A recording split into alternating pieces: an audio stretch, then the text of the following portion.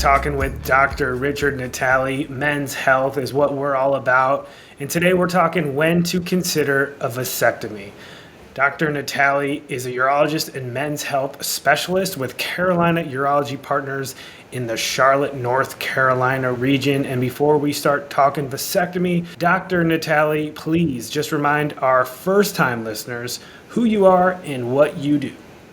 Well, Casey, thank you. It's good to see you. I am a urologist, and when you kind of look at that, there's a general catchphrase of what we do, things like kidney stones or prostate enlargement or urinary incontinence, things that are related to our urinary system. But more specifically, when you're a men's health specialist, you're really drilling down on the particular urologic problems that men face instead of women. So things like prostate enlargement and urinary troubles, erectile dysfunction, or pertinent to today's conversation, something like vasectomy, procedures for sterilization. So a men's health specialist will really hone in on those particular areas.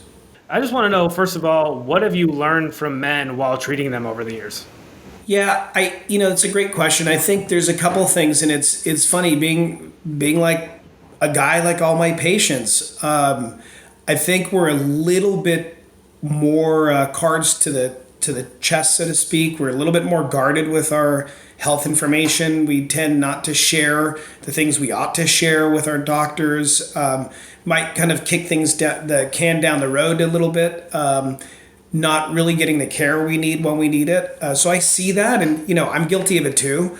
But I also see something kind of, I think, a little bit unique, which is when I try to relate to my patients like a guy. So I don't come in, you're not going to get a bow tie, stiff shirt, white coat doctor that's not going to relate to you. I really want to show you, like, yeah, I get it. I'm a guy too, and I have these troubles or I've had these procedures. For example, vasectomies. I've had a vasectomy. I tell guys my story.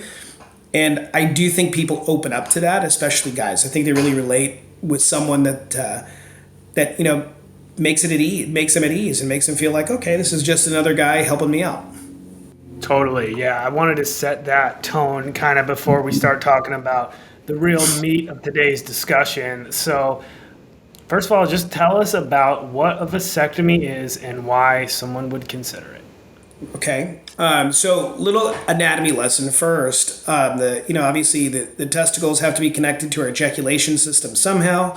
They're connected by the vas deferens, which take the sperm from the kind of maturation center of the testicle, brings it into our ejaculatory system. So that tube we can actually feel, and if you ever in the shower and you kind of feel around above your testicle, you can almost feel this thickened kind of area. It feels almost like a thick piece of spaghetti or a guitar string type thickness. That's the vas tube that we're doing procedures on. Why do vasectomy in general? It's a surgical procedure, or really a procedure. I hate to use even the word surgery, to be quite honest with you, but it's a procedure we do in the office to help men no longer allow the transit of sperm from their testicles to the ejaculatory system. It's for permanent sterilization. So for those folks that are looking for an option outside of either their spouse being on birth control pills or IUDs or them using condoms, one good option for that is the vasectomy. All right, thanks for setting that up for us. Now tell me about what the procedure entails for getting a vasectomy done. And of course, as we all want to know, is it painful?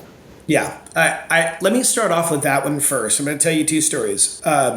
Story number one is I've had it, as I said earlier, and believe it or not, my now partner, my buddy, when I first got in the city, he was just another urologist. He did my vasectomy, and I remember he told me the story that he did his own. And I thought, okay, well, I can trust a guy that can do his own. He might be a little crazy, but I can trust a guy that can do his own vasectomy. Well, it turns out that he's actually one of a few urologists that I know who've done their own vasectomies. I chose to let someone else do it. And having gone through the procedure, I'll be honest with you, I was a little bit surprised. It wasn't what I expected. It really wasn't as painful as I thought. It is pretty straightforward of a procedure. You don't need to have any sort of general anesthetic. You hear the old doctor saying a little pinch, but really truly is maybe the worst of it is the numbing medication, and after that it's pretty much for me at least it was a walk in the park. What's the recovery look like? Can you just walk us through in general terms? Obviously, everyone is different, but what can you say in broad terms about the recovery? Good question. Again, using my story. So here's where I was a little bit of a knucklehead. I didn't listen to the advice given my patients, and that's just me being honest. And my advice is always, look, take about 2 days. I don't need you in bed, sheets up to your nose, not moving. I just don't need you doing a lot of heavy lifting, exertion, exercise, any of those things for at least the first 48 hours. And then there's some other, instructions about a week later, and I still don't want people doing, aggressive lifting or working out, things like that. Didn't listen to that. I didn't listen to it all. One day of taking it easy, the next day I said I feel great, and was hanging Christmas lights and went Christmas shopping and did all this kind of stuff. And I remember feeling probably a little bit more sore than I would have if I just took it easy. So the big answer to the recovery is, honestly, take it easy. Take your time, take that 2-3 days of kind of hanging out in the house. Don't do much, ice packs, not too many activities for the weekend, and you get back on your feet pretty quick. So usually the kind of short answer is about 2 to 3 days of taking it easy. Now, tell me about the decision to have a vasectomy. Probably something that should be an open discussion. What do you talk to patients about when it comes to that conversation? Well, it's interesting when my wife and I were speaking about it ourselves. The procedure itself is so minimally invasive compared to what my wife would have to go through for her to have a more permanent option, that I almost felt kind of a duty to kind of say, well, let me step up to the plate. You've raised the kids. You went through all of that. This is going to be a piece of cake. I'm going to take that. That's kind of my job. From there, the other discussion was, are we sure? Right. So once you feel that you've reached that kind of family unit size where you feel like, okay, this is going to be a good decision for me, for us, really go through that, do that soul searching, talk about it, communicate. With that being said, also don't necessarily second guess yourself. If you really feel like, gosh, we've arrived at this conclusion, let's do this, then, be firm and commit to it and do it, and feel good about it. In the end of the day, there's always, everybody's going to say, oh, should I have done it? Well, the answer is yeah. Like I said, just like everybody else, I feel those certain things. And I was okay with it. And a decade on now, I think it was a great decision for me and my family. Don't look back on it and with regret at all. So having that perspective and kind of making sure that you're talking that through with your spouse and understanding that, and then bring it to me. Let's talk about it too. If you get to that point where you've made that decision, let's go for it. And something that I'm sure all men are probably wondering, having this conversation, is, can it be reversed? What do you think about the vasectomy reversal? Tell us about that. Yeah, I mean, there is definitely a market for that. There's guys that do go seek out a reversal for whatever the particular reason. It is physically possible. It is a little bit of a more microsurgical procedure, so kind of reconnecting those tubes requires a little bit more sophisticated instruments and skill sets. It is not something that all urologists do. Usually, there's even more subspecialized, or guys that are known, or docs that are known as infertility experts, who would do those particular procedures to reconnect the tubes. Definitely doable. Can have pretty strong success rates with being able to have a natural pregnancy with your spouse. So it's definitely reversible. I can't tell you the percentage of men that do so. It's a fairly small percentage of guys that do it compared to how many actually have vasectomies, but it's definitely something that you can do.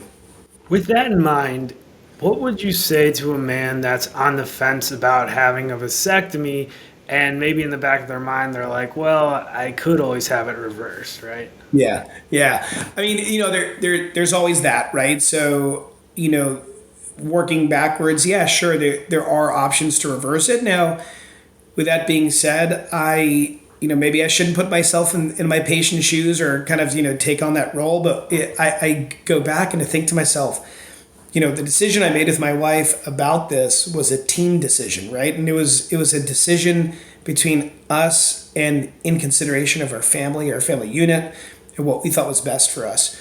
And then going back, when I realized, gosh, if we're going to go pursue something, I would not want her to go under general anesthetic. I don't want her to have all these, more invasive procedures. Hey, I can do this. And I think where I see a lot of guys kind of on the fence is that the question you asked earlier about, does it hurt?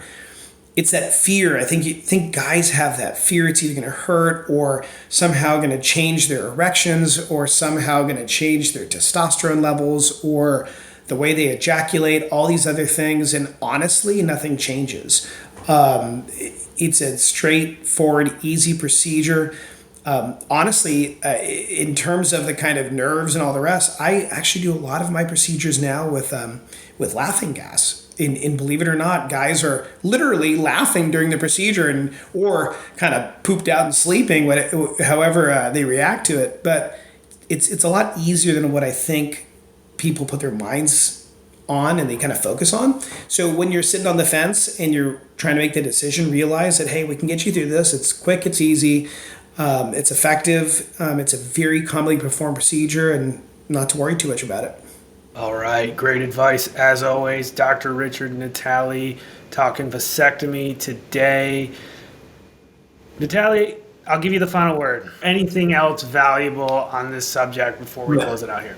Well, I'll tell you this. The big thing I tell every single guy at the end of my vasectomy, when we do these procedures, say, you're not clear until we tell you are.